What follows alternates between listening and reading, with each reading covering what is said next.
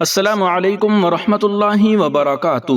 ناظرین و سامعین، آج 17 مارچ 2025 پیر کا دن ہے۔ اس وقت کی تازہ ترین رپورٹیں لے کر آپ تمام حضرات کے بیچ حاضر ہوا ہوں۔ آپ سے درخواست ہے کہ اس ویڈیو کو مکمل دیکھیں اور اپنے تمام دوستوں احباب کے پاس اس ویڈیو کو شیئر فرمائیں اور اس چینل کو سبسکرائب ضرور کر لیجئے گا۔ وقف ترمیمی بل کے خلاف مسلم پرسنل لا بورڈ کا جنتر منتر پر احتجاج، کہا وقف کا تحفظ نماز اور روزے کی طرح ضروری۔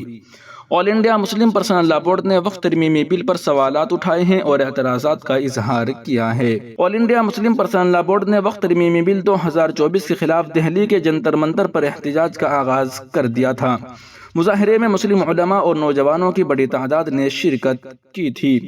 آل انڈیا مسلم پرسنل لا بورڈ نے وقف ترمیمی بل پر سوالات اٹھائے ہیں اور اعتراضات کا اظہار کیا ہے۔ مسلم پرسنل لا بورڈ کے جنرل سیکریٹری مولانا فضل الرحیم مجددی نے کہا کہ وقف ترمیمی بل املاک کو تباہ کرنے اور ہڑپنے کی سازش ہے۔ انہوں نے کہا کہ وقف ترمیمی بل کے خلاف کروڑوں مسلمانوں کی طرف سے مشترکہ پارلیمانی کمیٹی یعنی JPC کو ای میل بھیجے گئے تھے۔ آل انڈیا مسلم پرسنل لا بورڈ کے مطابق ہندوستانی آئین ہمارے تمام مذہبی معاملات کے تحفظ کی ذمہ داری دیتا ہے۔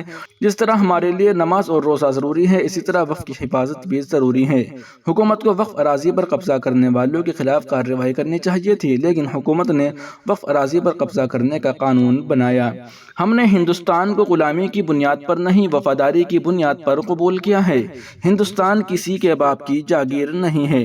مسلم پرسنل لا بورڈ مختلف قومی اور ریاستی سطح کی مسلم تنظیموں اور ممتاز مسلم شخصیات نے JPC کے سامنے بل کے ہر نقطے پر اپنے مضبوط دلائل پیش کیے اور تحریری دستاویزات پیش کی۔ اس کے باوجود حکومت نے اپنا موقف بدلنے کے بجائے اس بل کو مزید سخت اور متنازع بنا دیا ہے۔ قبل ازیں مسلم پرسنل لا بورڈ نے اپوزیشن لیڈروں کے ساتھ BJP کی اتحادی جماعتوں کے سربراہوں سے ملاقات کی تھی اور انہیں وقف ترمیمی بل پر مسلم کمیونٹی کے موقف سے آگاہ کیا تھا۔ آل انڈیا مسلم پرسنل لا بورڈ کا یہ احتجاج 14 مارچ کو ہونا تھا، لیکن 14 مارچ کو ہولی کے تہوار کی وجہ سے اسے 17 مارچ تک ملتوی کر دیا گیا تھا۔